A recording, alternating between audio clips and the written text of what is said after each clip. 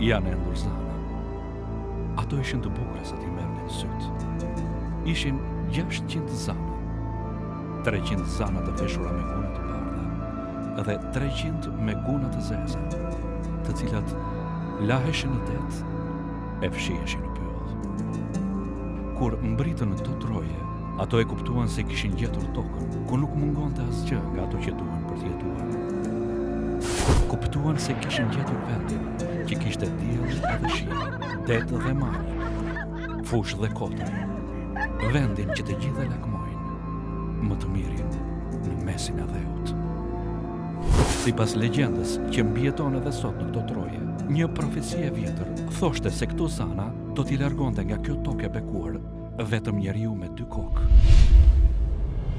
Një mbrëmje, në perëndim të diellit, zanat pan 2 barinë. Ata flinin në një pemë, krye më krye. Kështu, zanat kujtuan se kishte ardhur njeriu me 2 kokë dhe u larguan për gjithnjë. Por t'ja u lënë vendin njerëzve, të cilët asnjëherë nuk u larguan prej këtu. As kur u dogjen nga zjarri i jetës, as kur u lënduan nga dridhjet e tokës.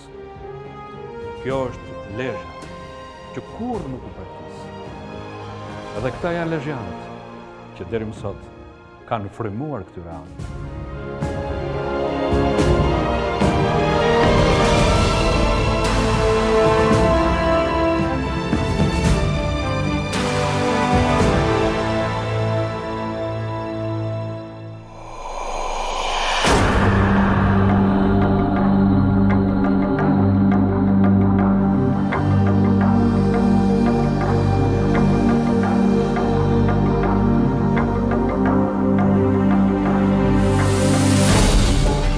Nga hulumtimet etimologjike, kryesisht emërtimi lis, apo lezh, është përngjasuar me fjalën shqip lis, lloj druri, çka përbën një etimologji popullore.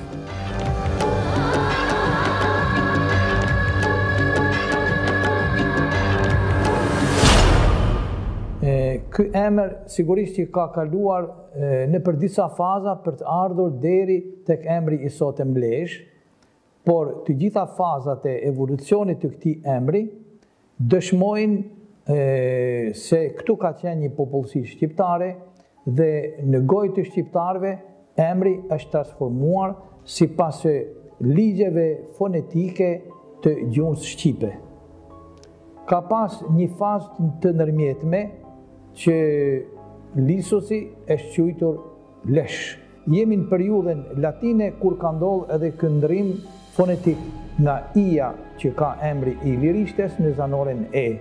Pra, edhe ky ndrim fonetik i hershëm mund të jetë parahistorik dhe si rrjedhim ka përfshirë edhe këto fjalë që na paraqiten me s në ilirishte, por në gjuhën shqipe na paraqiten me bashkëngëlloren sh. Të gjitha këto ndryshime dëshmojnë pra se kemi një vazhdimsi të popullsisë së lashtë ilire në gjuhën shqipe.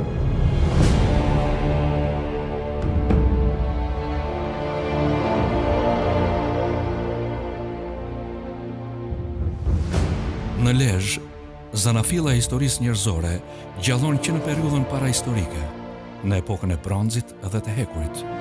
Shpesh besohet se arkeologjia hap enigmat e mbyllura të zanafillës. Arkeologët kanë zbuluar vendbanimet e fortifikuara proto-urbane në malin e Shelbunit dhe në kodrat e Lezhës. Lezhja mund të quhet me gjithë kuptimin e fjalës një dhuratë e shekujve. Një qytet që ka prekur disa qytetërime. Fillimet më të hershme në malin e Shelbunit i takojnë periudhës së vonë të bronzit. Akrolisi është një nga realizimet inxhinierike më madhështore në territorin e vendit tonë. Pjesa e sipërme e quajtur Akrolis, 408 metra mbi nivelin e detit, është pjesa më speciale e fortifikimit. Kjo kryevepër inxhinierike ndërtimore është e pashëmbullt në territorin shqiptar. Kurora e saj ka qenë rrethuar në lashtësi prej një muri të gjatë dhe 2 kulla me gur të palatuar, duke formuar aty një kështjell mjaft të mbrojtur. Gërmimet arkeologjike në këtë vend banim kanë dhënë gjetje të shtresave kulturore përtej shekullit të 9 përpara Krishtit, duke e bërë këtë vend banim prehistorik ndër më të hershmit në Shqipëri. Jemi në Akrolis. Është qendra parë e vendbanimit të fortifikuar të Lisit. Mund të quhet Lisi i parë. Tu banonte një federatë fisnore e cila merrej kryesisht me blegtori. Janë impresionuese, janë të jashtëzakonshme tre kullat dhe një pjesë e murit fortifikues të këtij vendbanimi. Fillimisht ishte Akrolisi në majën e malit të Shelbomit, e preandej në shekullin e 6-5 para Krishtit, banorët u zhvendosën në Kodrën e Kalas dhe ngritën qytetin e Lisit, të cilin në shekullin e 4 para Krishtit e rrethuan duke ndërtuar një mur mbrojtës me bloqe të mëdha gurësh të punuar.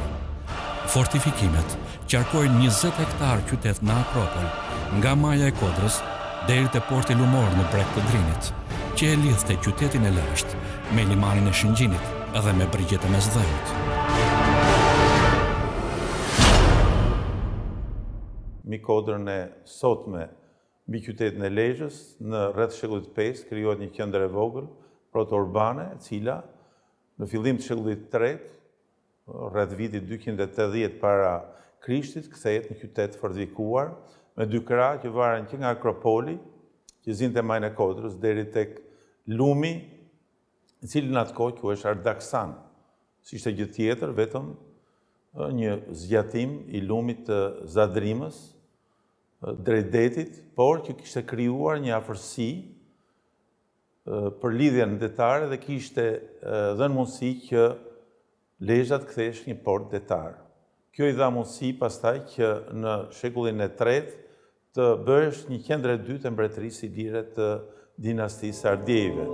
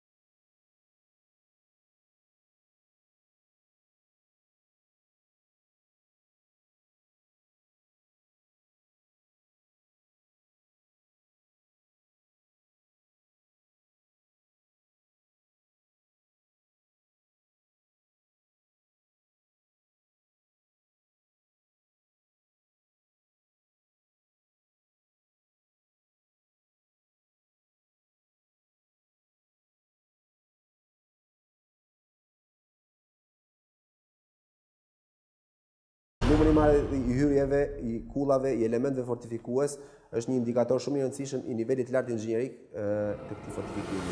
Mund të themi se vendosja e këtyre portave në pozicione të ndryshme flet qartë për tërsinë e rritit rrugor të brendshëm, por gjithashtu dhe për ekzistencën e portave të jashtme të cilat hynin në të. Vetë pozicioni strategjik i qytetit të Lissosit flet qartë dhe e kthen atë në një qendër mjaft të rëndësishme në rrjetin e rrugëve që përshkonin Bregdetin lindor të Adriatikut. Jemi pranë hyrjes kryesore të kështjellës, hyrje e cila përforcoi fuqishëm me 2 kulla mes ati dhe një mes pas ati. Gjithashtu kishte një numër të madh bedenash, frezgjish dhe dritaresh kontrolli. Pothuajse një kohëshëm e Lissusin është dhe vendbanimi i lashtë i Shëngjinit, Nimfeum, siç i njihet në kohën romake, e që ndodhet 8 kilometra larg Lezhës. Shëngjini kishte një skel me veprimtari aktive dhe ishte njëri prej porteve më të mbrojtur nga errat. Shëngjini në të gjitha periudhat do të shërbente si limani i Lezhës, një lidhje e cila nuk do të ndërpritej asnjëherë. Pozicioni gjeografik si qytet bregdetar dhe si limani më jugor i shtetit i lirë të Ardianëve do të jepte qytetit antik të Lisit në shekullin e 3 përpara Krishtit një rol të rëndësishëm. Lisi do të shërbente si pikë nisje për flotën ushtarake. Është koha kur lavdia e shtetit i lirë përballë kësaj fuqie të madhe është në kulmin e saj. Mbretëresha Teuta ka shkruar një faqe të lavdishme në historinë e shtetit i lirë, për arsye se mobilizoi të gjitha fuqitë, zhvilloi dhe fuqizoi, ndërtoi një flotë të fuqishme, e cila ishte një faktor me peshë në detin Adriatik. Teuta nis që kthej anijet e saj për pushtimin e Apollonis, Dyraut dhe Korkyrës në planin e saj për ndërtuar një mbretëri që do zotronte pjesën perëndimore të Ballkanit. Lezhë është në këtë kohë ndër pikat kryesore që ka rol shumë të rëndësishëm në strategjinë e përgjithshme të qëndresës së shtetit i lirë ndaj shtetit romak. Në këtë port duhet të kaluar patjetër agroni në festimet e fitores që bën vitin 230 në Finik. Qyteti i Lisit dhe fortifikimi i tij përmenden për të parën herë në burimet historike nga Polibi, historiani grek i shekullit të dytë përpara Krishtit. Aty nga viti 213 përpara Krishtit, Lisi pushtohet nga Filipi i Pestë i Maqedonisë, pushtimi i cili do të zgjasë deri në vitin 197 përpara Krishtit. Është pikërisht Polibi i cili thotë se mbreti i Maqedonisë shpresonte të shtinte në dorë Lezhën dhe Akrolisin. Për shkak të fortifikimit të jashtëzakonshëm, Filipi i Pestë u shpreh se ky i fundit ishte praktikisht i papushtueshëm.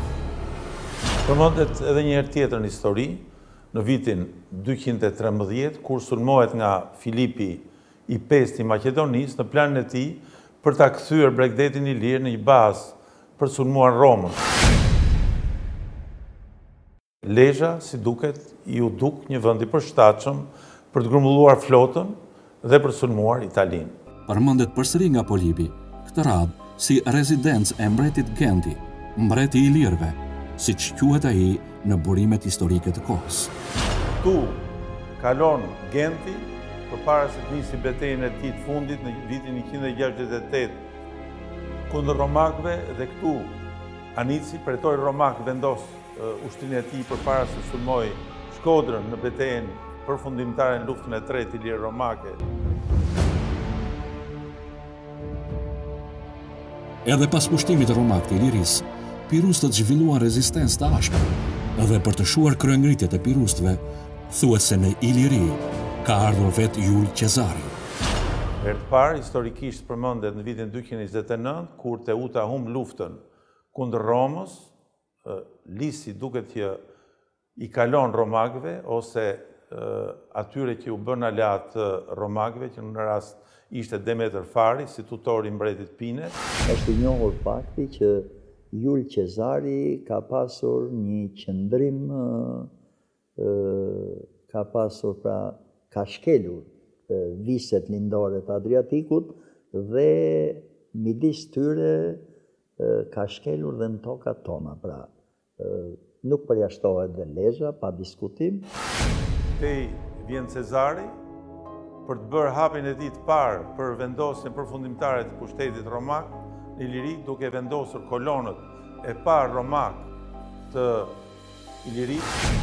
Ky komandant i madh, sundimtar i madh i Romës, natyrisht prezenca e tij në këto brigje, natyrisht e ka rritur, tregonte pra se sa e rëndësishme ishte në të gjithë politikën romake, bregdeti lindor i Adriatikut dhe sidomos viset që sot i kemi brenda territorit shqiptar, përfshirë dhe Lezhë. Me vendosin e sundimit romak për lisin, vinë ditë të errëta. Pushtuesit dhunuan egërsisht popullsinë. Në disa raste, siç ndodhi për shembull me ardianët e pirustët, masakra ishte e paimagjinueshme. Shumë banorë u shpërngulën dhe u shfarosën. E megjithatë, të parët që u ngritën kundër romakëve, që janë pirustët, në vitin 50 përpara Krishtit, dhe pas tyre dalmatët, të cilët arritën t'i dëponin pushtuesit romak.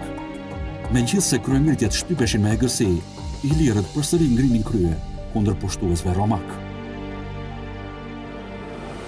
Autorët antik përmendin ilirët si popull luftarak, si një popullsi luftarake dhe kur përmendin kështu ilirët, kuptohet ilir ishte një emër përmbledhës që përfshinte brenda tij një sër fisësh nga veriu deri në jug, nuk bëjnë përjashtim këtu dhe panonët, pa diskutim. Në vitin 168 përpara Krishtit, mbas pushtimit romak të Ilirisë së Jugut, qyteti i Ilisusit përmendet si mundësi, si bashki, duke ruajtur rëndësinë e vet si një qendër administrative, ushtarake dhe bazë detare në Adriatik. Në vitin 48 vjen Mark Antoni dhe ushtarët e tij gëdhëndin përsëri muret e lisit duke vendosur dhe mbi shkrimet e para latine të vendit tonë. Në këtë vit, kur zhvillohet betejë e madhe midis Pompeut dhe Cezarit, i vendos përfundimisht fatin e perandorisë romake, ndoshta dhe të ardhmen e Europës. Janë zbuluar 2 mbishkrime në gjuhën latine, të cilat flasin për rindërtime të pjesshme të qytetit prej romakëve. Ndërsa në fillim të shekullit të 6, Kështjella e Lezhës do të bënte pjesë në listën e rindërtimeve të mëdha të perandorit ilir Justiniani i Madh. Rindërtime të cilat e bën qytetin bizantin të Lezhës të jetë një nga qendrat e mëdha të kohës. Perandoria e madhe romake u nda në vitin 395. Pas kësaj, lisi do të ishte nën influencën e Romës lindore. Qyteti u pushtua nga romakët e Bizantit. Më vonë, në shekullin e 11-12, në pjesën e Akropolit të qytetit, ndërtohet kështjella mesjetare e Lezhës, Elison, me gur të vegjël të gëdhëndur dhe me llaç. Kjo kështjellë u përforcua për të përballuar dyndjet e slavëve që vinin nga veriu. Kështjella e Elisonit përbëhej nga një mur i cili rrethonte majën e Kodrës dhe ishte i përforcuar me kulla. Po të vërej në veçanti teknika e ndërtimit dhe materialet e ndërtimit, shohim se konstruksioni i murave dhe teknika e thjesht e përdorur flet për një fortifikim i cili është realizuar në kushte të ngurshme dhe është ndikuar shumë nga mundësitë ekonomike tepër të kufizuara për atë kohë. Në kohën e Bizantit, pa diskutim që Lezhë që ishte në funksion të Durrësit ishte gjithashtu një pikë mbështetje shumë e rëndësishme strategjike dhe për perandorët bizantin, qytetet e bregdetit shqiptar kishin një rëndësi të madhe. Në shekujt e mëvonshëm, Lezhë përfshihet në Principatën e Arbërisë, pranë Dukatit të Durrësit, të krijuar nga Republika Veneciane. Në shekullin e 9 deri në shekullin e 13, kur bie në sy një dobësim i pushtetit të Bizantit dhe shpërndarja e perandorisë, forcohen disa prej familjeve feudale vendase, tashmë të njohura si Dukagjinët, Blinishët, Balshajt e Skurajt. Balshajt, përveç Lezhës, do të përfshinin në territorit e tyre Shkodrën e deri në Mat. Por në vitin 1387, vëllezrit Pal e Lek Dukagjini përsëri do t'ja shkëputnin Lezhën familjes së Balshajve, duke e lidhur atë me Raguzën, qytetin e atëhershëm Dalmat për qëllime tregtare. Nga aktmarrëveshja e Dhimitrit, kryezoti i Arbërisë, me Republikën e Raguzës, rreth viteve 1208-1215, ku bëhet fjalë për shkëmbime tregtare dhe për transport mallrash pa taksa, si në rrugët toksore, ashtu dhe në ato detare, Lezhë bëhet pika kyçe në raportin mes Arbërisë dhe Republikës së Raguzës. Studimet që kanë bërë medievistët, shqiptarë dhe të huaj, Lezhën e nxjerrin si një nga qytetet e rëndësishme që ka luajtur rol në marrëdhëniet tregtare që Shqipëria apo viset shqiptare të mesjetës kanë pasur me qendra të rëndësishme tregtare të perëndimit apo të veriut, siç ka qenë për shembull Republika e njohur tregtare e Raguzës, siç ka qenë Venediku, Republika e Venedikut apo e Shën Markut, siç quhen ndryshe, dhe siç kanë qenë pastaj qytetet tjera italiane, siç ishte Ancona e tjera, me të cilat tregtarët e Lezhës kanë pasur marrëdhënie intensive. Më 1393, qyteti i Lezhës ju dorëzua Republikës së Venedikut nga Progon Dukagjini. Përfshirja në shtetin Venedikës, me disa ndërprerje, vijoi deri në vdekjen e Gjergj Kastrijotit në shekullin e 15. Venecianët, me marrjen e qytetit të Lezhës, rindërtuan fortifikimet e qytetit. Dhe kështu në këtë kohë shohim se venecianët ndërmarrin një sër ndërtimesh për sa i përket përforcimit të mureve rrethuese të fortifikimit të qytetit. Por në këtë kohë, kalaja e cila i përkiste qytetit më të hershëm është kurrur dhe tashmë kemi një kështjell më të vogël. Qytetet shqiptare, sidomos të Bregdetit, u futën në sundimin venecian dhe si të tilla kanë qenë pjesë e Republikës së Shën Markut dhe që në një farë mënyre kanë realizuar lidhjen midis Republikës me princat e tjerë të brendësisë të tokës shqiptare dhe më pas edhe me principatën e Kastriotëve. Lezhë ka qenë një pikë e rëndësishme e komunikimit të kësaj principate me venecianët. Në territorin e Lezhës, krishtërimi ishte i hershëm që në kohrat apostolike. Kjo dëshmohet si arkeologjikisht, ashtu edhe nga autorët e lashtë. Ndërmjet shekujve të 3 dhe të 4, Lezhë ishte peshkopat, dhe me ndarjen e perandorisë në vitin 395, qyteti do të ishte nën influencën e Romës lindore. Në Lezhë, krishtërimi pati një zhvillim të madh, madje më të hershëm se në disa vende të kontinentit evropian. Në një njoftim të Leonit të VI, njoftim i cili mbështetet edhe prej Jan Cimishit 969-976, konfirmohet vijushmëria e jetës kishtare deri në fund të mijëvjeçarit të parë në Lezhë. Historikisht njihen disa peshkop të Lezhës dhe duhet menduar që aty ka një vazhdimsi, e cila kohët e fundit është dëshmuar edhe në pikpamje arkeologjike.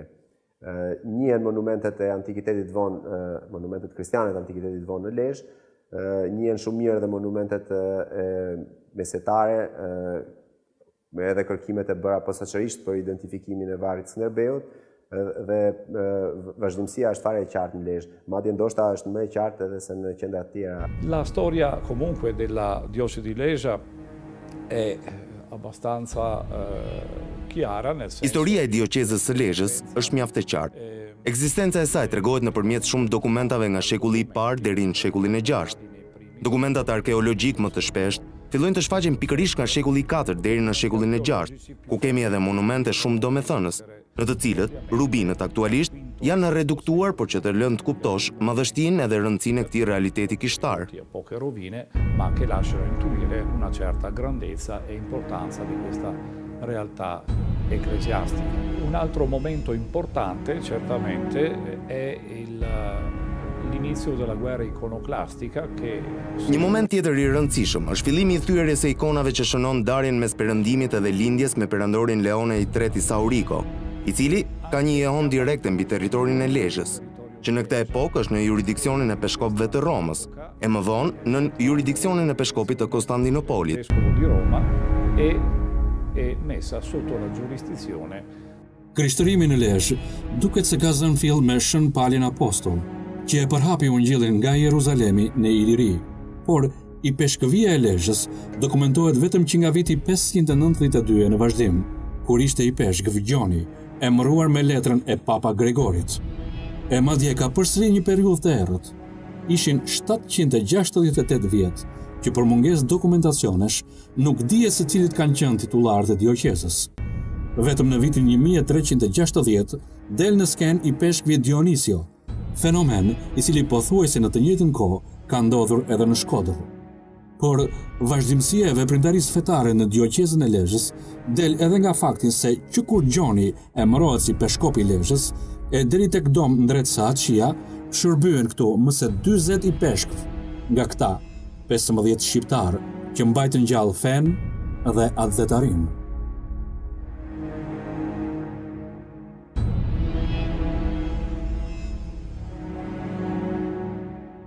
Me rëndësi të posaçme për krishtërimin e hershëm në Lezhë, ka dëshmia unikale e Marim Barletit në librin e dytë të veprës së tij epokale, Historia e jetës dhe e bëmave të Gjergj Kastriot Skënderbeut.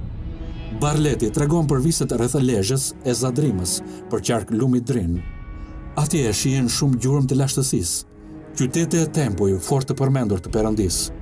Gli elenchi antiki delle chiese di Lezhë. Dokumentat antik të dioqezës së Lezhës flasin për një numër të konsiderueshëm kishash, nga 6 deri në 10 kisha.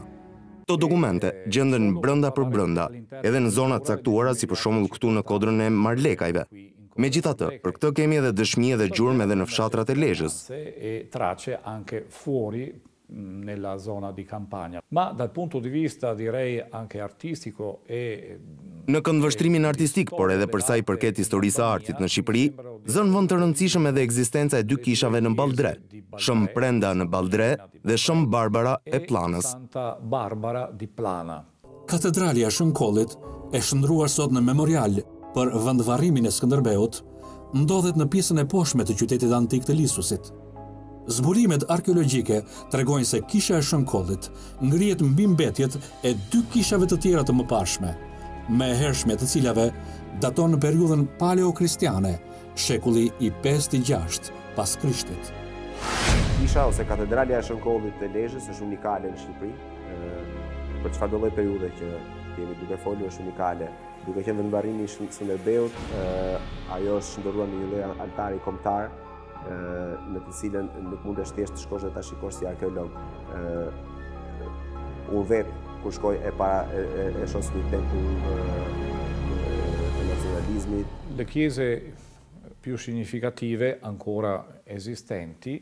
Më të rëndësishme që vazhdojnë të ekzistojnë edhe aktualisht janë mbetjet e memorialit të Skënderbeut, ish katedralja e Shënkollit, që dëshmon këtë histori të gjatë të dioqezës, që lidhet edhe me figurën e Skënderbeut. Della diocesi, legata anche alla figura di Skanderberg.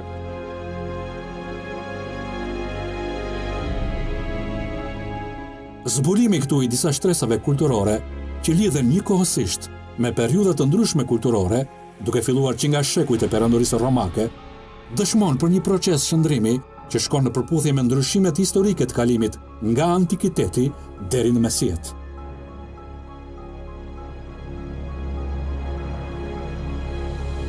Sipas një relacioni të viteve 80 të shekullit të 16, kisha më e madhe katolike në Lezhë, kisha e Shënkollit, u kthye në xhami dhe ju dha emri Selimie për nder të Sultan Selimit. Më pas, në vitin 1908, besimtarët musliman ndërtuan dhe minaren e saj. Për 3 ditë e 3 net, besimtarët musliman dhe katolik vazhduan të festojnë me batare pushkësh. Xhamia Selimie shërbeu për 4 shekuj si një vend kulti për besimtarët musliman, por njëkohësisht, ajo mbeti e adhuruar edhe për besimtarët katolik. Testimonia questa storia una capacità di convivenza. Kjo histori dëshmon aftësinë e bashkëtesës edhe mirëkuptimit, që do thotë edhe një traditë interesante që kam mundur të lexoj në dëshmitë e vizitorëve apostolik të shekullit të 17, që dëshmojnë se pikërisht këtu, në këtë kishë, dedikuar shpalljeve të Zotit, Virgjëreshës Maria, 25 marsi, që është dita e festës, jo vetëm vinin të gjithë katolikët e zonës, por edhe shumë besimtarë muslimanë merrnin pjesë në festën e katolikëve. Dhe në të njëjtën kohë, gjejmë edhe tradita që dëshmojnë që prezenca e muslimanëve në Shqipëri, që filloi në Lezhë në Krujë me pushtimin otoman, festat e muslimanëve frekuentoheshin edhe nga katolikët. Alla festa dei cattolici. Kuvendi franceskan në Lezhë del zyrtarisht në histori për herë të parë në një dokument të urdhrit të vitit 1464. La prima data ufficiale di archivio che parla di un convento. Data e parë zyrtare arkivore që flet për një manastir në Lezhë është në vitin 1464, por sigurisht që bëhet fjalë për një realitet që ekzistonte më përpara. Quanto prima. La presenza dell'ordine francescano fondato da San Francesco. Prezenca e urdhrit franceskan themeluar nga Shën Francesco dokumentohet në territorin e Shqipërisë që në gjysmën e dytë të shekullit të 13. Në këtë kohë kemi një kryepeshkop franceskan që nga viti 1256, edhe më pas kemi themelimin e manastirit të Durrësit. Në vitin 1288 kemi një manastir në Shkodër. Nel 1288 già abbiamo un convento sicuramente a Scutari. Në mungesë të dhënave të sigurta, mund të mendojmë që fretërit franceskan të kenë themeluar kuvendin e tyre pas vitit 1393, kur qyteti i Lezhës kaloi nga duart e princave Dukagjen në nësundimin e Republikës së Venetikut.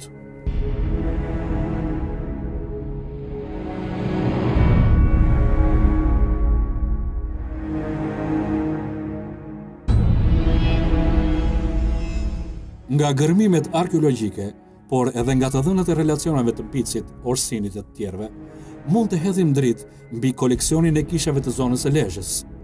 Bici flet për një kishë të madhe që mbante 2000 vet jashtë qytetit në breg të lumit të Drinit, ku shërbenin fretërit franceskan, të cilët kishin edhe një kuvend në qytet.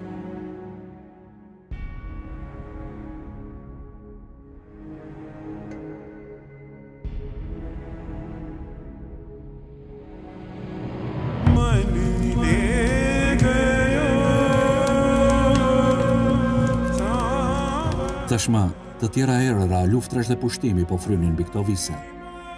Rreziku këtë herë vinte nga Anadolli. Sulmet e ushtrive osmane për pushtimin e viseve shqiptare nisën në mesin e viteve 80 të shekullit të 14.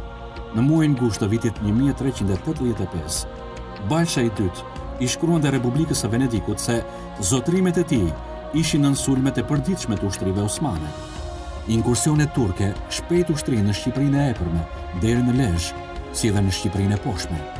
Në vitin 1386, osmanët pushtuan Nishin dhe pas një viti Selanikun. Një pjesë e fisnikëve të Shqipërisë së poshtme që i humbën plotësisht pronat e tyre emigruan nga Shqipëria. Të tjerët në visët e Shqipërisë qendrore e të epërme si Kastriotët, Arianitët, Musakajt, Dukagjenët, Zaharijajt e të tjerë u përpoqen të shmangnin në rënimin e plotë të tyre, duke u dhënë garanci, kontribute e pengje osmanëve, si edhe duke forcuar lidhjet me Venetikun. E pikërisht, këtu nis, ndoshta ngjarja më e bukur në historinë e Shqipërisë. Gjergji, djali më i vogël i Gjon Kastriotit, princi të Dibrës, u dorëzua peng në oborin e sultanit. Ai u rrit dhe u shkollua në Adrianopoj. Për aftësitë e tij të rralla, Sultan Murati II i dha titullin Iskënder, për nder të Aleksandrit Madh. Por, pavarësisht nga ofiqet, Skënderbeu asnjëherë nuk e harroi atë dheun. Me 300 kalorës të repartit të tij, ai braktisi fushbetejën e Nishit me hungarezët dhe u kthye si çlirimtar në atë dhe. Për 25 vjet me radhë, Skënderbeu bë tmerr i pushtuesve osman dhe mbrojtësi i Europës dhe i krishtrimit. Skënderbeu sigurisht ishte autoriteti kryesor, ai ishte përfaqësues i principatës së Kastriotëve, siç dihet ishte rritur në oborin e sultanit, ishte një ushtarak i fuqishëm, edhe me mjaft aftësi. Sigurisht kishte edhe shumë veprimtari të tjera në Krujë. Në 1438 Skënderbeu ka qenë subashik i Krujës, pra gëzonte një autoritet plot në radhët e lidhjes së Lezhës. Kohën e Skënderbeu, Lezhë ka luajtur një rol vendimtar për sa i përket organizimit të luftës çlirimtare kundër Osmanëve të Skënderbeut.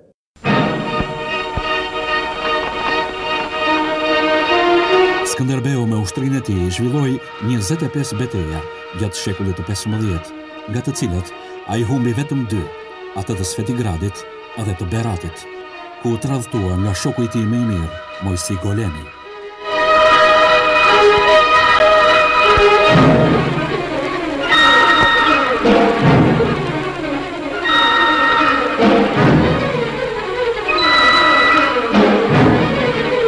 Më 2 mars 1424, Skënderbeu thirrë një kuvend të prisave shqiptare. Po pse u zgjodh pikërisht Lezhë për beslidhjen shqiptare? Bahej në një vend neutral, intereson të prinsat shqiptar, dhe aq më tepër në një vend që kishte mbrojtje në një fuqi të tillë siç ishte Venedikti. Kuvendi i Lezhës është nga ngjarjet më të mëdha unifikuese të popullit shqiptar në histori. Për herë të parë do të vieshin në funksionim organet drejtuese si kryetari i shtetit, kuvendi i fisnikëve, këshilli i lartë dhe këshilli i luftës. Të gjithë në kuvendin e Lezhës shtruan një problem kryesor, mbrojtjen e vendit përballë rrezikut të pushtimit osman. Skënderbeu mbajti fjalën kryesore, edhe zotërinë shqiptar bën të gjithë diskutuan mënyrën e angazhimit të tyre në këtë luftë të madhe të shekullit 15. Kuvendi i Lezhës mori vendime shumë të rëndësishme, edhe ndër vendimet më kryesore është ai shpalli Skënderbeun si kapitan përgjithshëm të luftës anti-osmane, u krijua ushtria e përbashkët me kontributet e gjithë zotërinjve feudal, u ngrit edhe arka e përbashkët e lidhjes, e cila plotësoi me kontributet që jepte secili nga zotërinjt feudal të kohës. Lidha e Lezhës është mjaft e rëndësishme, por arsye sepse ajo hodhet themelët e bashkimit të popullit shqiptar, edhe ngriti autoritetin e Skënderbeut. 2 shpata dhe për krenarja, mendohet se janë dhuruar heroi tonë kombëtar nga Papa Piu II, natën e Krishtlindjes të vitit 1466.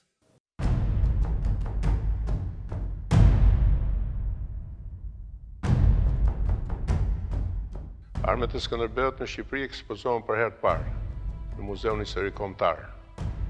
Këto qëndrojnë në Muzeun e Artit të Vjenës, në koleksionin e armëve të arkidukës Ferdinand të Austrisë. Në historinë e tyre, shqiptarët janë të lidhur me Skënderbeun, me figurën, forcën dhe personalitetin e tij të fuqishëm. Për armët e Skënderbeut bën fjalë në dokumentacionin e kohës edhe Mito Frangu, që është një historian i Skënderbeut. Dihet që në 1466 Skënderbeu ka qenë në Romë dhe nga Papa i Romës ka marrë si dhuratë një shpatë, që mendohet të jetë shpata e shkurtër e Skënderbeut. Skënderbeu nëpërmjet këtyre armëve krijoi edhe një figurë legjendare në histori. Armët sigurisht janë armë kryesore është përkrenarja e Skënderbeut, e cila është në metal të bardhë me dhinë në bronz dhe të praruar në arë. Sigurisht armët kanë mësuar ndryshimin me kohë, për arsye sepse kanë qenë objekte të karakterit muzeal dhe kanë kaluar një jetë gjatë në opore të ndryshme.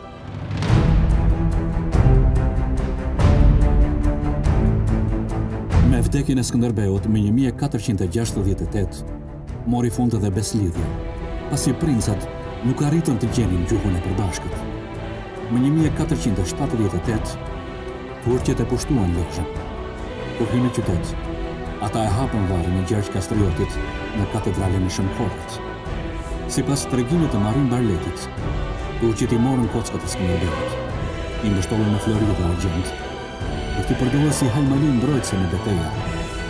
Kishën ku prej trupi i tij e ktheu në xhami. Pas pushtimit turk, 1521-1522, Sultan Selimi dha urdhër për ndërtimin e plotë të palas, e cila ishte dëmtuar mjaft nga 2 zjarre të rëna në Lezhë, në 1478 dhe 1506. Djathas kemi një galeri ku stokohi baruti, Nërsa në anën e majtë kemi muret e xhamisë. Pas meje, ndodhen sarajet ku qëndron dhe lideri i kështjellës dhe familja, si edhe aristokracia e kohës.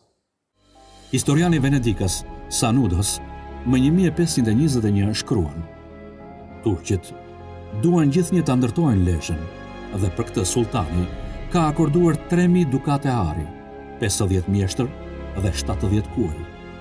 Kjo shënon edhe ndërtimin e fundit të realizuar në Kalan e Lezhës, ku bashkë me ndërtimin e plot, në pikën më të lartë të kalas, turqit ndërtuan sarajet e zyrtarëve të tyre. Kalaja përbën sot një prej monumenteve më të rëndësishëm të historisë të Lezhës dhe gjithë Shqipërisë. Shekulli 16, jemi tek Xhamia Sulejmanie.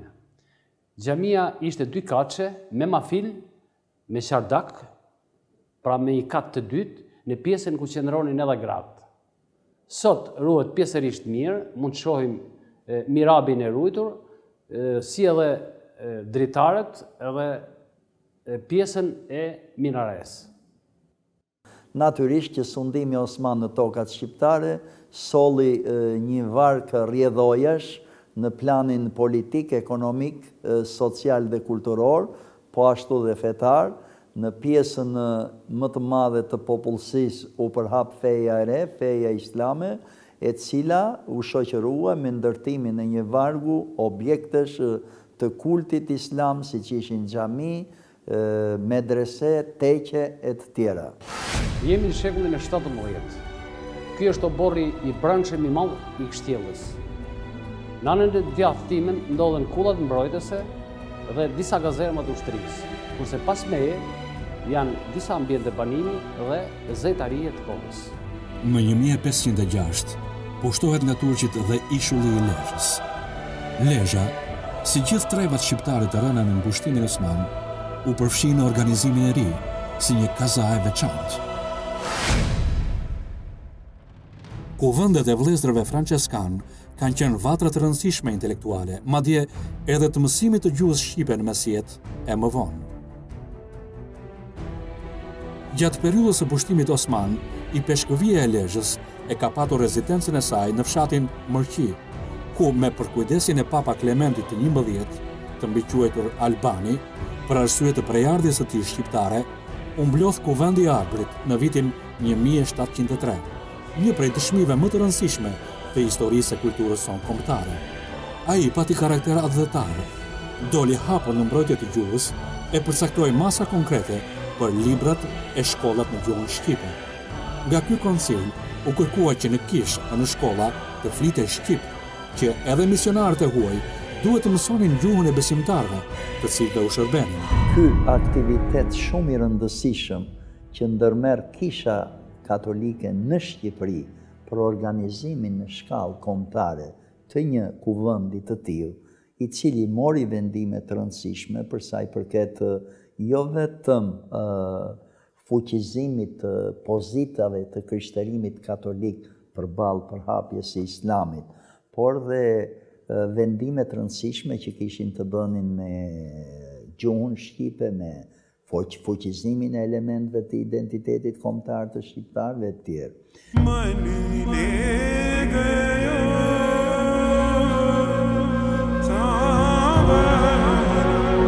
Që prej 1478-ës e deri në 1912, Lezhë do të ishte një qytet tipik i perandorisë osmane. Një farë zhvillimi do të merrte tregtia dhe zejtaria. Zhvillim merr gjithashtu limani i Shëngjinit, i cili gradualisht do të kthehej në të vetmin port të Shqipërisë veriore. Lezhjanët asnjëherë nuk kanë ndenjur indiferent në fatet e çështjes kombëtare. Përkundërse, kanë qenë gjithmonë në radhët e para. Ata masivisht kanë marrë pjesë në të gjitha lëvizjet e organizuara për mbrojtjen e territorëve, lidhjen e Prizrenit, si edhe në kryengritjet e tjera të organizuara nga atëtarët shqiptarë. Në vitet 1910-1912, Lezhë, së bashku me rrethinat, do të përfshishin gjallërisht në kryengritjen e armatosur anti-osmane. Kjo sidomos pas kuvendit që çoi në beslidhje ndërmjet bregut të Maltës, Mirtitës e malësisë së Lezhës. Pas ngritjes së flamurit, Lezhë me rrethina do të ishte menjëherë nën qeverimin e vëllezërve patriot Gjeto e Det Çoku, të cilët qenë nga të parët që e njohën qeverinë e Ismail Qemalit dhe që u pozicionuan krah saj. Shkodra dhe Lezhë i rezistojnë, janë rezistenca e fundit kundër pushtimit malazez dhe serb të vitit 1912. Tu bë dhe rezistenca e madhe, e cila filloi me flamurin turk në vitin 1912 në verën e këtij viti, ose them mbarim verës në gusht, me fillimin e luftave ballkanike dhe pastaj u mbyll me vendosjen e flamurit shqiptar. Duket se një nga pikat që bien dakord studiuesit është teza e vazhdimësisë i lirë arbrore shqiptare në qytetin e Lezhës, e cila mbështetet në fakte të dokumentuara. Nga rezultatet e gërmimeve kemi arritur që të shikojmë një vazhdimësi në periudhën e mesjetës, për sa i përket ndërtimeve në zonën e banuar, po ashtu dhe gjetjeve arkeologjike që janë bërë në zonën funerale, të përfaqësuara nga pajisjet e kostumit të gjetura brenda në varre, nga stolit, të cilat i përkasin shekujve 7-8. Pra janë thuaç objekte që tregojnë një vazhdimësi nga periudha ilire deri në atë mesjetare. Emri i qytetit Lezhës, jo vetëm që ka kaluar në për shumë procese fonetike që shpjegohen me ligjet e gjuhës shqipe, por dëshmojnë edhe vazhdimësinë e popullatës shqiptare në këto treva. Lezhë dhe lezhjanët kanë aftësinë të surprizojnë edhe me një anë tjetër të trashëgimisë së tyre. Arti, heraldika, kultura, pasuria shpirtërore, numizmatika e të tjera janë gjithashtu të pasura. Në heraldikën e dokumentuar shqiptare, stema e Lezhës është padyshim një ndër më të spikaturat. Ajo mbështetet në një vulë të bashkësisë së Lezhës, përdorur në shekullin e 16. Stema ka figurën e Shëngjergjit, shenjtit mbrojtës të qytetit, veshur me petkat argjenda. Qënia e kësaj steme vret që kur më 1578 pleqësia e Lezhës vulos dokumentat kancelarike. Të tjera stema janë përdorur nga disa prej familjeve kryesore si Kastriotët, Topijajt, Zahariajt, Dukagjinët, Gjurajt, Musakajt, Arjanitët dhe Balshajt. Veç kësaj, nga zbulimet e gjetura në Lis, bie në sy një numër i madh amforash, materiale të poçerisë e të tjera që dalloheshin veçanërisht nga vulat e punishteve të prodhimit. Vulat që gjenden në amfora janë vula italike, ato gjenden kryesisht në pjesën e buzëve apo dhe vegjeve të amforave.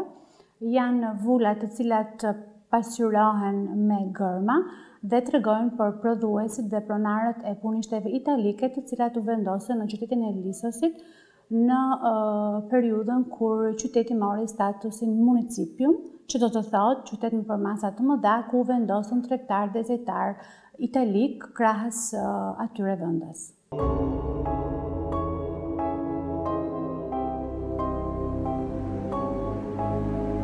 Me interes janë dhe objektet prej bronzi apo edhe prej hekuri si fibula, byzylyk, unaza, gjilpëra, grepa peshkimi, thumba dhe gosht të vogla, maja heshtash, shpata e të tjera. Stolit që përfaqësohen nga vëthët, unazat, tomthoret, qaforet dhe gjerdanët e ruazave me brumë qelqi, ndryshe nga pajisjet e kostumit, mund të themi se kanë më tepër rol dekorativ dhe mbaheshin nga gratë. Stolit tregojnë gjithashtu dhe për statusin social të mbajtësit. Janë gjetur gjithashtu edhe një numër i madh monedash prej bronzi dhe argjendi të prera në Lezhë me legjendën Lisitan. Është gjetur edhe monedha e mbretit i lirë Ballaios, prerë më 167-135 përpara Krishtit. Ato kanë elemente zbukurimore tipik, siç është figura e anijes Liburne, prerje të cilat u bën në vitet 229-213 përpara Krishtit, kur Lezhë ishte në kulmin e vet. Deri tani njohim disa tipe monedash në qytetin e Lisit.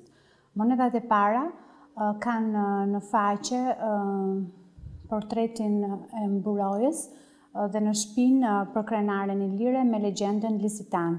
Ndërsa periudha e dytë e qarkullimit të monedave ndodh në kohën e mbretit Gent. Në faqe kemi portretin e mbretit, ndërsa në shpinë kemi anijen ilire së bashku me legjendën Lisitan. Megjithatë, krahas këtyre dy monedhave kryesore, njohim edhe disa tipe monedash, që janë tipi i monedhës dhi me rufe me legjend, tipi i monedhës mburoj për krenare me legjend, tipi i monedhës Artemis rufe në shpinë, si dhe tipi i monedhës portret dhe anije i lire me legjend.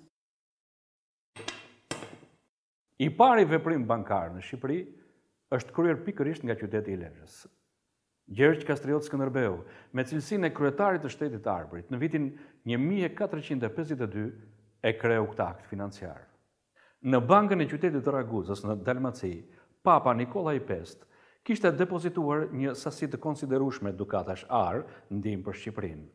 Skënderbeu ngarkoi përgjegjësin e financave, atë Dimitër Frëngun, për tërheqjen e tij.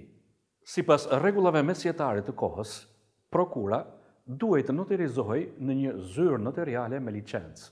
Të tilla zyra kishte në Shkodër, kishte në Durrës, në Ulqin dhe në Lezhë. Skënderbeu zgjodhi pikërisht një zyrë të tillë në qytetin e Lezhës.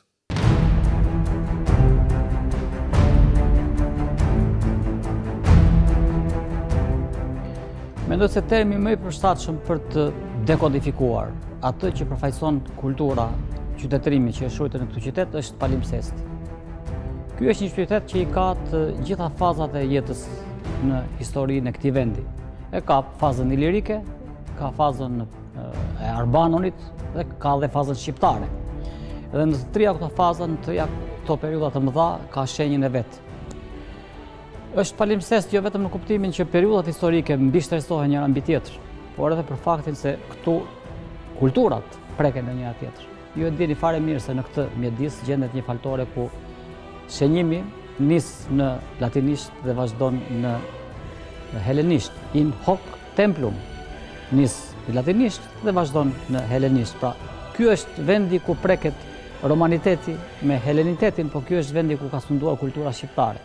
Po ta shihnim këtë idenë e palimpsestit vetëm te Kështjella. Vetë Kështjella që ka Lezhë ka 3 mure.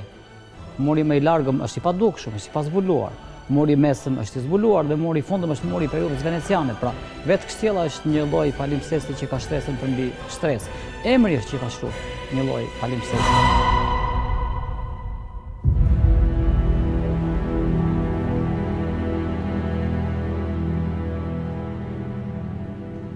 Lezhë, qyteti që patjetër duhet ta vizitoni, e pasqyron gjithë procesin e ngjizjes, zhvillimit, kulmit dhe rënies së perandorive të mëdha, të cilat kanë sunduar në këto anë të Adriatikut, me kalan madhështore, me memorialin e mrekullueshëm të Skënderbeut, me objektet e panumur të arkeologjike, me monumentet e shumta të artit, të kulturës.